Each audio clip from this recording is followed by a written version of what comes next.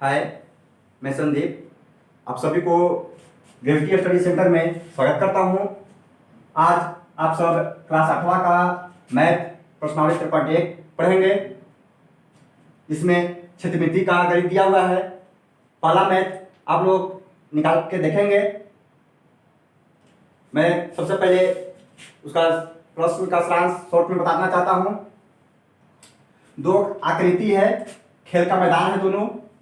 एक वर्गाकार खेल का मैदान है, एक आयताकार खेल का मैदान है। दोनों मैदान का परिमाप समान है। जो दिखाया गया है चित्र में दिखाया गया है। अब प्रश्न है कि बताइए कि दोनों फील्ड के मैदान में कौन फील्ड का क्षेत्रफल अधिक है। तो सबसे पहले आप जान लें कि वर्ग और आयत क्या है।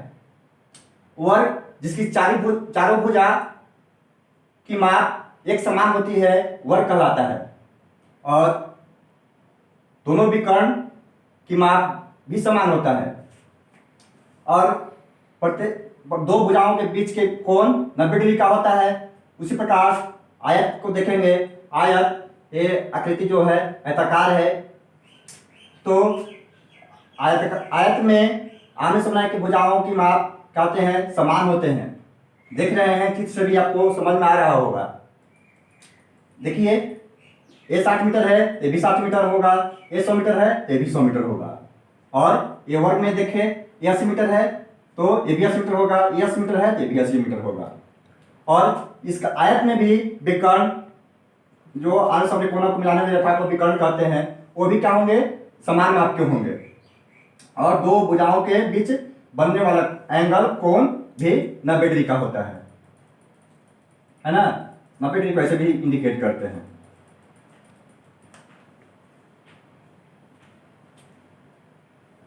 तो आप लोगों को मालूम होना चाहिए ये वर्गाकार फील्ड है। वर्गाकार फील्ड का क्षेत्रफल निकालने के लिए वर्ग का क्षेत्रफल का जो सूत्र है उसको अप्लाई करते हैं।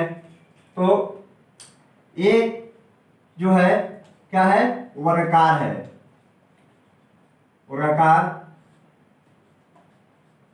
खेल का मैदान का क्षेत्रफल शॉर्ट में ऐसे लिख देंगे, तो होता है भुजा स्क्वायर। यानी कि जो एक साइड का जो लेंथ है, माप है, उसको स्क्वायर कर देंगे तो उस वर्गाकार खेल का मैदान का क्षेत्रफल निकल जाएगा। तो देख लीजिए भुजा कितना है, ये भुजा हुआ। सभी जितने हैं चारों साइड को ही भुजा कहते हैं। जो भी साइड है उसको भुजा कहते हैं। तो 80 मीटर है तो 80 के स्क्वायर कर देंगे, यानी कि 80 गुणे 80 इक्वल टू 6400। जब भी क्षेत्रफल निकालते हैं तो इकाई स्क्वायर में देते हैं।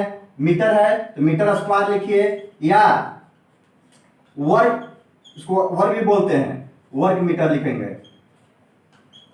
ऐसे लिख सकते हैं या ऐसे भी लिख सकते हैं।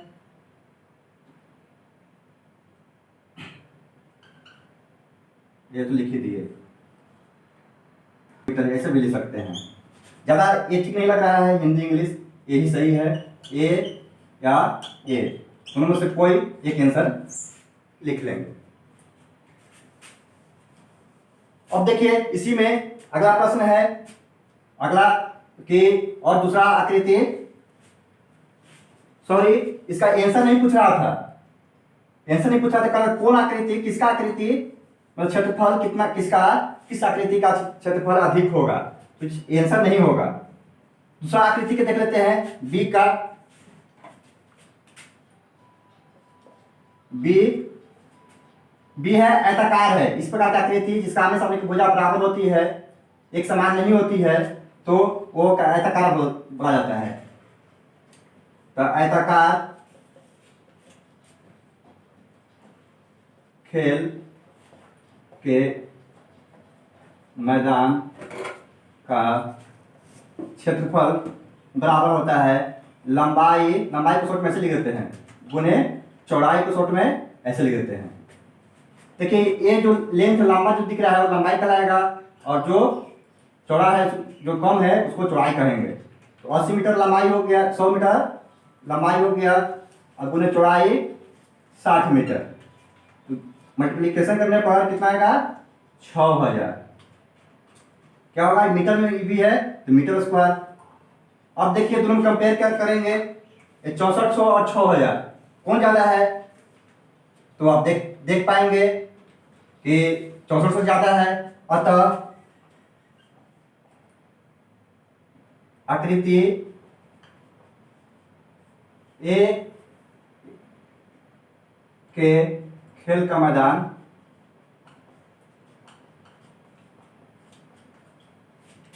का क्षेत्रफल अधिक है। तो अब हम पता पाते हैं कि ये जो है 6400 ज्यादा है 6000 से, यानी कि वर्गाकार जो खेल का मैदान है उसका क्षेत्रफल अधिक है, वही नीचे लिख देंगे, यही आंसर होगा। प्रश्न देखते हैं। सेकेंड प्रश्न आपको संक्षेप में बताना चाहता हूं, अब किताब से देखेंगे। एक बिमला है, बिमला कोई लेडीज है, उसके पास आयताकार प्लॉट है, यानी कि जमीन है आयताकार, उसमें वह बीच उसके अंदर प्लॉट के अंदर में बीच में वो घर बनाना चाहती है, वर्गाकार है ना, 40 मीटर, जिसका एक भुजा है, मतलब लंबाई चौड़ाई यानी कि इसमें सब बराबर होता है, चाहे 40 मीटर का भुजा हो का घर बनाना चाहती है। और बाकी जो जगह जो बच गया जमीन, उसमें वो फुलवारी यानी फूल लगाना चाहती है। ठीक है, यह आयताकार प्लॉट का लंबाई भी देखिए दिख रहा है 80 मीटर, और चौड़ाई कितना है? 60 मीटर है। तो बताना है कि 40 रुपये प्रति वर्ग मीटर के हिसाब से फुलवारी लगाने का खर्च है, तो पूरा क्षेत्र जितना है उतना में फुलवारी लगाने का खर्च कितना होगा, यही बताना है। तो सबसे पहले हम क्या करेंगे कि ये बड़ा वाला प्लॉट जो है उसका क्षेत्रफल निकाल लेंगे, फिर घर का क्षेत्रफल निकाल लेंगे। यह आयताकार है, आयताकार का जो आयत का जो क्षेत्रफल होता का निकालने का फॉर्मूला था उसको निकालेंगे, क्षेत्रफल इसका। ये वर्गाकार है तो वर्ग का क्षेत्रफल का जो फॉर्मूला होता है इसको घर का क्षेत्रफल निकाल लेंगे। और क्या करेंगे, आयताकार प्लॉट में से घर का क्षेत्रफल घटा देंगे, तो जो बच गया है वो फुलवारी का क्षेत्रफल होगा। ठीक है, फुलवारी का क्षेत्रफल मालूम हो जाएगा, और 40 रुपये प्रति वर्ग मीटर के हिसाब से खर्च करना है, तो जितना क्षेत्रफल आएगा उतना में 40 से गुना कर लेंगे, तो खर्च हमें फाइंड हो जाएगा।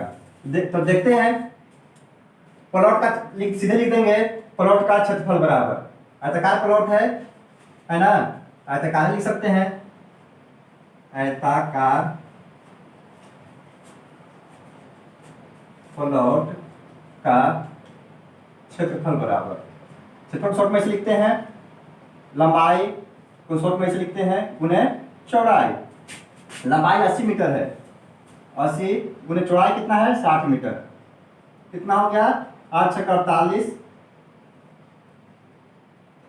4800 मीटर में है तो क्या हो जाएगा? मीटर स्क्वायर हो जाएगा, यानी वर्ग मीटर। ठीक है, अब घर का क्षेत्रफल, वर्गाकार घर है तो घर का क्षेत्रफल सीधे नहीं देंगे, घर का क्षेत्रफल वर्ग का फॉर्मूला लागू होगा, तो भुजा स्क्वायर, भुजा कितना हो गया? 40 मीटर दिया हुआ है, 40 मीटर, तो 40 के स्क्वायर यानी 40 यानी 40 बराबर 1600 मीटर स्क्वायर। अब जो इसमें से बड़ा आयताकार प्लॉट जो है उसमें से इसका क्षेत्रफल घटा लेंगे, घर का क्षेत्रफल, तो हो जाएगा फुलवारी का क्षेत्रफल। तो लिखेंगे इसलिए फुलवारी का क्षेत्रफल बराबर 4800 माइनस 1600, 4800 वर्ग मीटर माइनस 1600 वर्ग मीटर, तो घटाएंगे तो कितना हो जाएगा?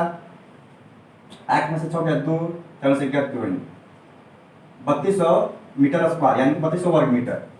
अब खर्च कितना होगा? खर्च देख लेंगे, इधर लिख देते हैं, इसलिए फुलवारी लगाने का खर्च, फुलवारी लगाने का खर्च कितना होगा देख लीजिए।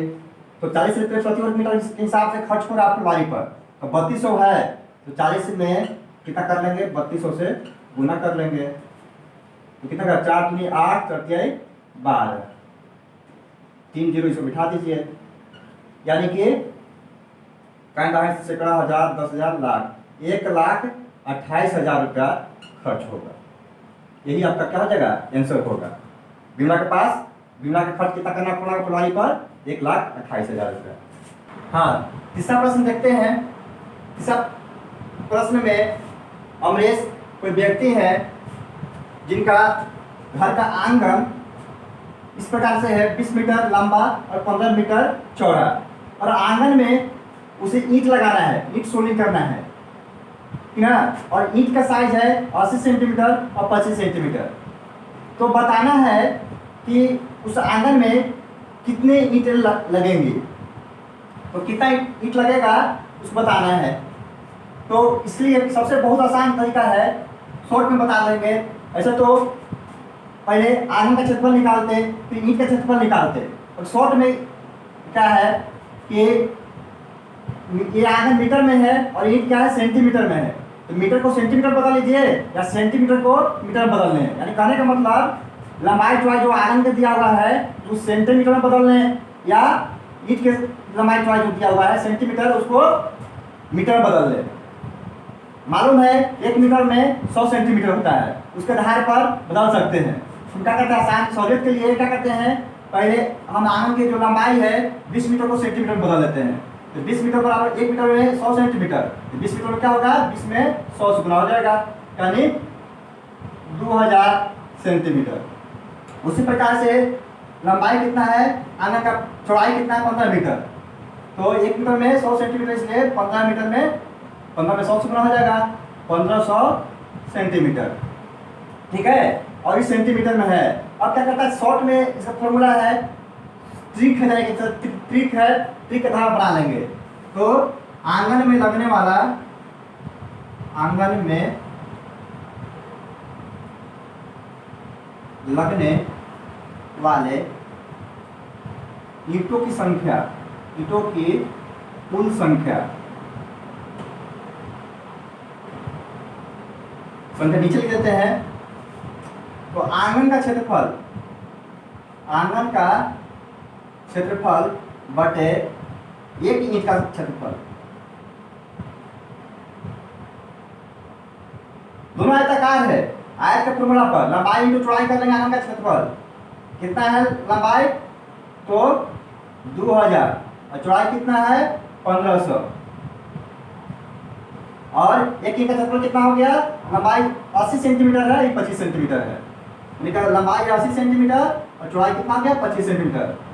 डिवाइड करेंगे तो कैसे कर देंगे, 25 25 6 के 150 और एक जीरो इस पर आ जाएगा, एक जीरो से एक जीरो काट दीजिए, 4 से कटेगा, 4 दूनी 8 और ये भी 4 से कटेगा, 4 25 20,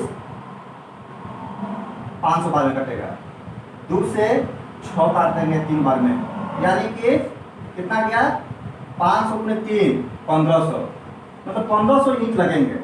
यही आपका आंसर होगा। तो अगला प्रश्न देखते हैं, चौथा। एक त्रिभुजाकार खेत का मैदान है, ठीक है, उसका क्षेत्रफल दिया हुआ है 600 वर्ग मीटर, यानी 600 मीटर स्क्वायर, और इस प्रकार का त्रिभुजाकार होगा। आधार अज्ञात है, आधार की लंबाई ज्ञात करना है, और ऊंचाई दिया हुआ है कि 60 मीटर है। तो सबसे पहले इस आधार कैसे ज्ञात करेंगे, एक त्रिभुज का फॉर्मूला, त्रिभुज का क्षेत्रफल का फॉर्मूला पहले हम देख लेंगे। होता है त्रिभुज का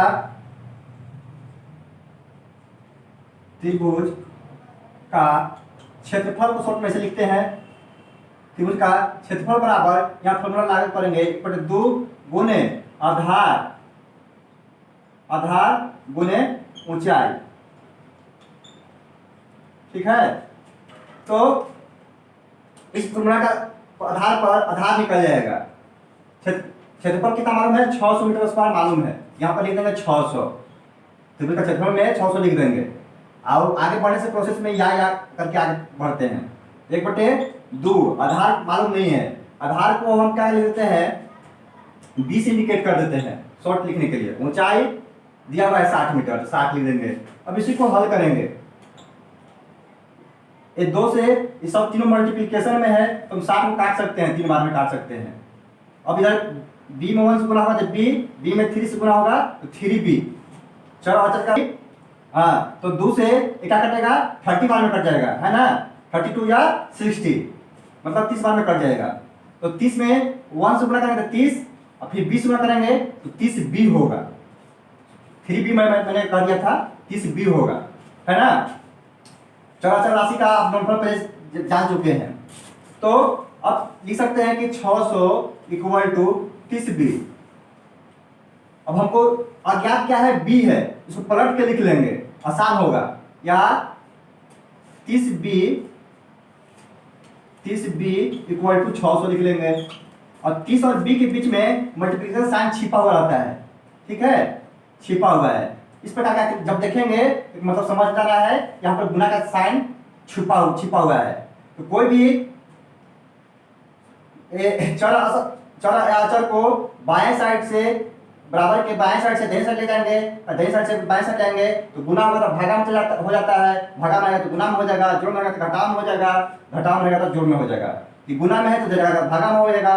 बी को हमको अज्ञात इसको निकालना है, तो बी को इधर रख लेंगे, इसलिए बी बराबर 30 को उधर के जाएंगे तो 600 क्या हो जाएगा, भागा में चल जाएगा, 600 डिवाइडेड बाय 30। जब 30 से काटेंगे तो क्या हो जाएगा, 20 बार में कट जाएगा। यानी कि 20 क्या होगा, सब मीटर में था, सब ए ऊंचाई भी मीटर में और क्षेत्रफल भी मीटर में, यानी कि बी यानी कि आधार, बी यानी कि आधार बराबर क्या हो गया, 20 मीटर। ठीक है, यही आपका आंसर हो जाएगा।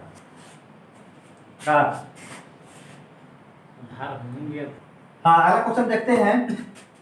एक सब देखिए बुक में, देखिएगा ये आकृति दिए हुए हैं, एक ऐसा अर्धवृत्त है, एक ऐसा है अर्धवृत्त और त्रिभुजाकार का मिला के बनाया हुआ है, और एक ऐसा आकृति है, और एक धावक है तो दौड़ने वाला व्यक्ति, इसको दौड़ना है।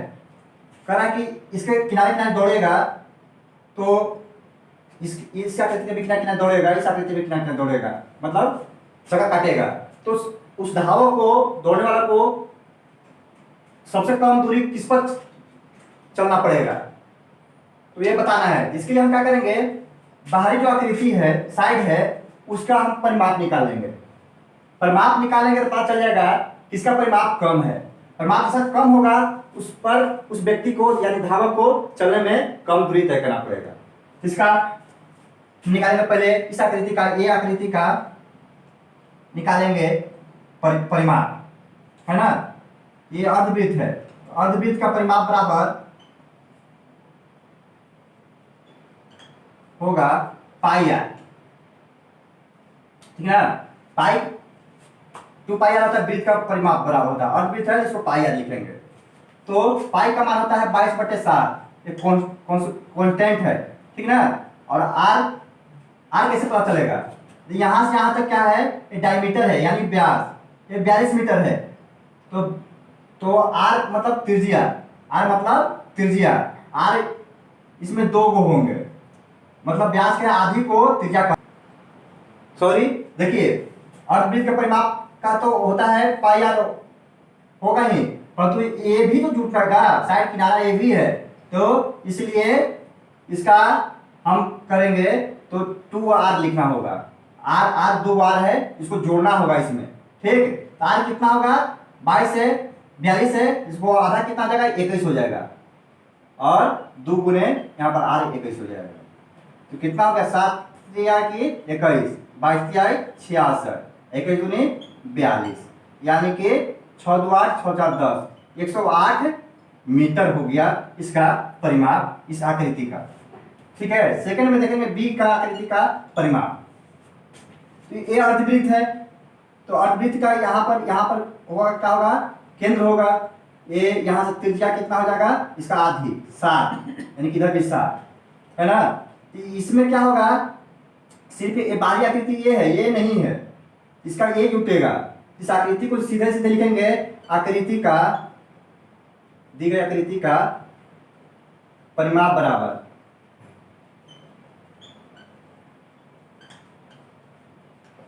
इसका पाई आर लिख लेंगे, यहाँ 2r लिखे थे, इसमें 2r नहीं लिखेंगे क्योंकि इसको नहीं जोड़ना है ना।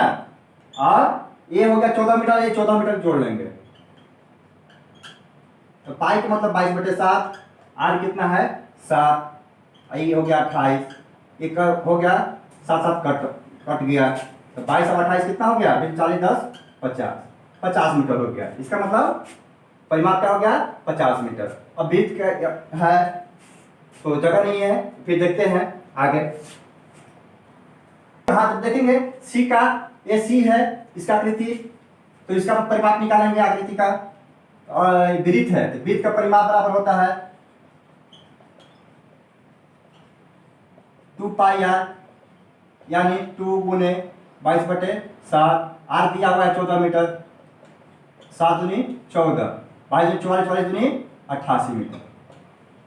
अब देखिए एक का बी का भी निकाले 50 मीटर, ए का 108 मीटर, और इसका क्या कितना आया सी का 88 मीटर। कौन सबसे कम है, सबसे कम देखने में बी का है, मतलब बी आकृति जो दिया हुआ है और उस पर धावक दौड़ेगा तो सबसे कम दूरी दौड़ना पड़ेगा, अर्थात आंसर क्या हो जाएगा, अर्थात आकृति बी आंसर हो जाएगा, आकृति बी आंसर हो जाएगा, सबसे कम दूरी इस पर चलना पड़ेगा धावक को। हाँ तो इसी के साथ आज यह चैप्टर समाप्त हुआ। यदि ये सारे गणित आप लोग को समझ में आती है, अच्छी तरह से समझ में आया, तो आप लाइक, सब्सक्राइब, शेयर और कमेंट जरूर करें। धन्यवाद।